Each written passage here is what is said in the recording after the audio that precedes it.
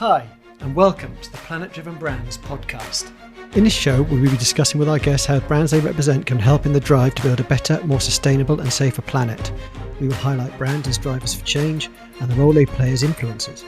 How will brands positively impact the planet and its environment? This is what we're going to find out. Do brands actually have any responsibility to change? Planet Driven Brands podcast, episode 34. Today's guest is Geraldine Stark, the CEO and founder of Refarm'd. We're going to be talking about transformation for dairy farmers.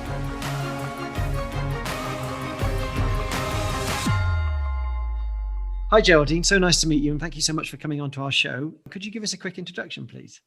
Yes, thank you for having me. I'm really happy to be there today. So yeah, I'm Geraldine. I'm founder of Refarm'd, and at Refarm'd, what we are trying to do is help farmers, well, mainly dairy farmers, get out of dairy to switch from animal milk to plant milk production, basically, whilst turning their farmland into a sanctuary. So we really help them with the expertise around it and bringing them a new business model and to join the plant-based milk booming market. What are your thoughts on businesses and brands and their responsibility to be more sustainable?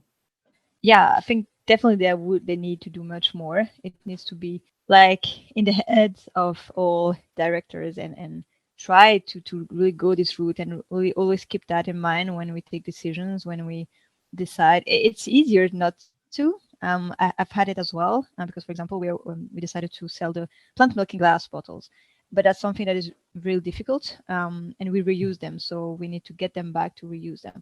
It's really difficult for distribution and logistics because it can break easily, and so lots of logistic companies don't bring back the bottle. So it's really complicated. So we had to develop our own logistic system, basically. So I was often told, just drop the glass bottles, go with Tetra Pak. Just make it easier on you. You have already other challenges to do, but no, that's really important. A lot of brands start doing something, but it's always like just, I don't know, it feels like they're just doing something to make people feel better, but It's not, they could do much more. It just means more, putting more energy. We need much more research and expertise in that. And probably as well more help. That would be great as well from government. There are more and more, like for example, we are applying to grants currently, and a lot of grants from governments or organizations are really helping companies that are trying to do more sustainable decisions. So there are some things, but it's not very well known, I think. No. So we just need to look at it. And I know customers need to, customers could choose, only the best sustainable brands, but it's not only their fault. They need to have, it needs to be convenient for them and easy and cheap to do the best, choice. Otherwise, it's just not fair. What I really want to talk about is Refarm'd. I just wondered if you could sort of go back to the beginning and give us a bit of a history of you and where Refarm'd came from and what the idea is. Yeah, sure. So it all started because I went vegan 10 years ago. So initially I'm from the hospitality industry. I studied business and management in hospitality industry. So I was working in hotels and restaurants in France. I'm from France.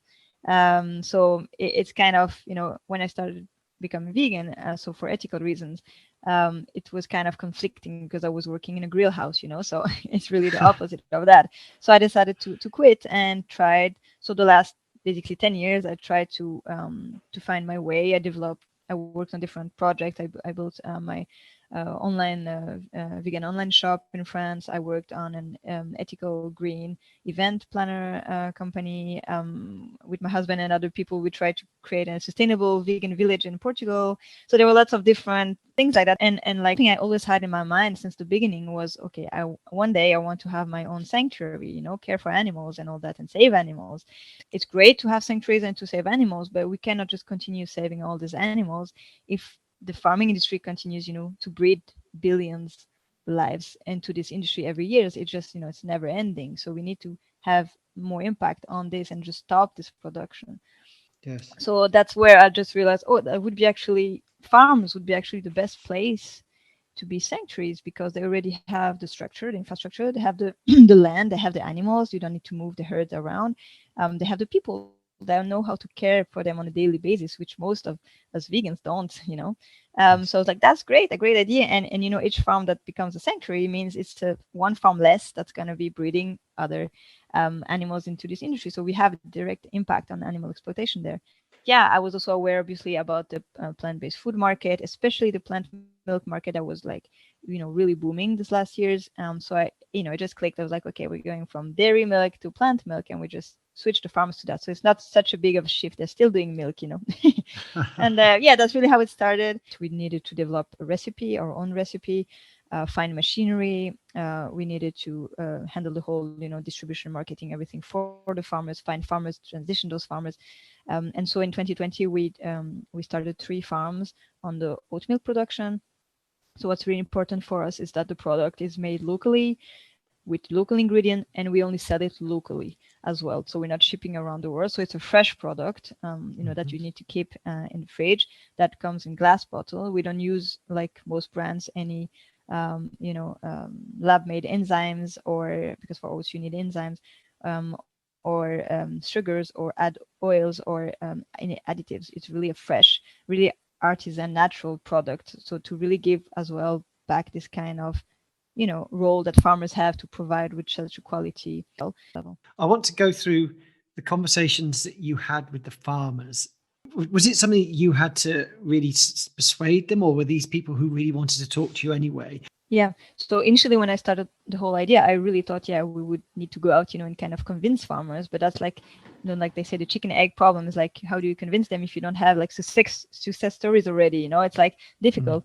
But whilst I was, working this first year and talking to farmers and ex-farmers, just to get some feedback on the model, actually, I worked very closely with one ex-farmer that is quite famous in the UK. It's called Jay Wild. He was in the documentary 73 Cows. So he really helped me a lot build this model. And because he was an ex-farmer, he knew obviously about farming, dairy farming, but he also was much more open to it because he already made the transition. But what was really interesting is that he made a transition 4 years ago to plant-based agriculture. But until as of today, he was not able to make a business from it because he was not even able to plant yet. It's really complicated. There are a lot of regulation. You cannot just Mm. plant like this on a crop that was used for animals to then start human, for human consumption. So they were not actually making money from it. So that's why at some point they were just like, well, why don't we just be your first farm, so you can really test the model with us. And for us, it was perfect because we didn't need, to work on all this thing that you mentioned, like convincing them or trying to, how do we switch them to a sanctuary and all this. So we just could focus on the business model. And actually, a second farm, one in Switzerland, that was as well already a sanctuary, was very interested to start on that. So we did as well. But the third farm was still active dairy farm when we started with them. But we were helped with another organization in Switzerland, which is called Hofnar. They're helping farmers transition as well. So they were really helping them more on this side of the sanctuary. So they showed them and told them how they can slowly stop milking the cows, to get to this process where they're not milking anymore, what they need to change on the barn and everything to make it more um, friendly for the cows. And so we were still as well focusing on the production itself. But so these farmers, yeah, came to us, and because we started working with those farmers and obviously talking about it, we actually got a lot of media attention from that last year, and that ended up by farmers contacting us. So now we really have a waiting list of farmers from Nice. different countries that are ready, to change and I want help. Mhm. So that was amazing for us to see. Are you creating it as a brand? Yeah, so until now it was Elements. not the case. Until now, so we were obviously still providing the recipe and everything, but we were selling the milk as the farmer's milk. That brought us some difficulties. We didn't have really control on the process, on the end product. There was also ambiguity with the relationship with the farmers, where they wanted to be very much more involved in the business, and that made it complicated because they're thinking about their farm, but we're thinking about the model, that Yes. needs to work for lots of farms. So now we are exactly that's what we're doing. We're changing that. We're now starting from bottoms up. We're creating our own product line that would be branded Refarm'd.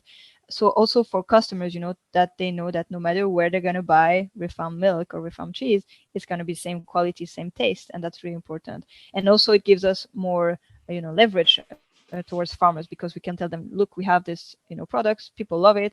Do you want to become a manufacturer? In the end, they become manufacturers of more products. So instead of us having products and then building huge factories like most companies do to provide then the whole world basically, we decided to decentralize the whole system and work with small farms to produce this thing, so we can really have a still a handmade, fresh quality product. So that it really puts us in a different place.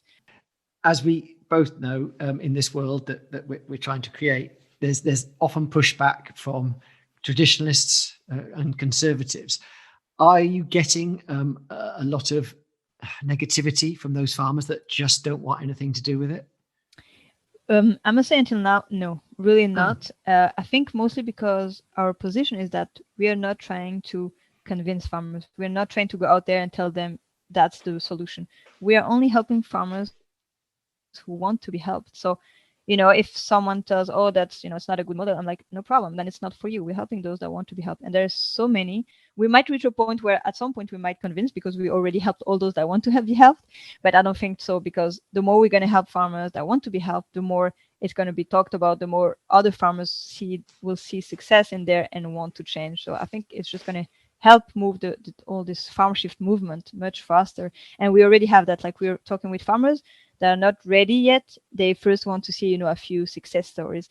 But I'm sure that as soon as we have that, we can really prove the model is working with a few farmers. Then we have much more demand, because it depends on the country. But in most countries, farmers are struggling. They're working like crazy and struggling. So they really want out, especially, new generation that are taking over the farms.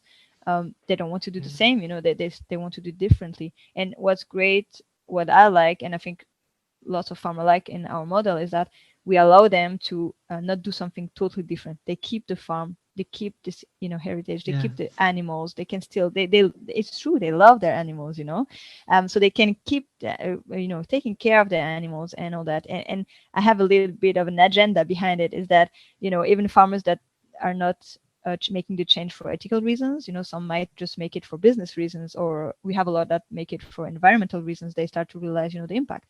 It doesn't matter. We're helping them as well, because I truly believe that because we're taking away this weight on their shoulder from having to see those animals as, commodity. They need to make a profit from them. So you have to have this kind of separation, otherwise you go crazy, So, but if we take that away from them without taking away the animals, they still have to care for them on a daily basis without any reason. And even more than that, they get all this support from this community. That what happened, with the farmers we helped, is they got all these people telling them how it's amazing, how it's great, supporting them. So they see differently. And I think they will start seeing the animals differently and allow themselves to really connect.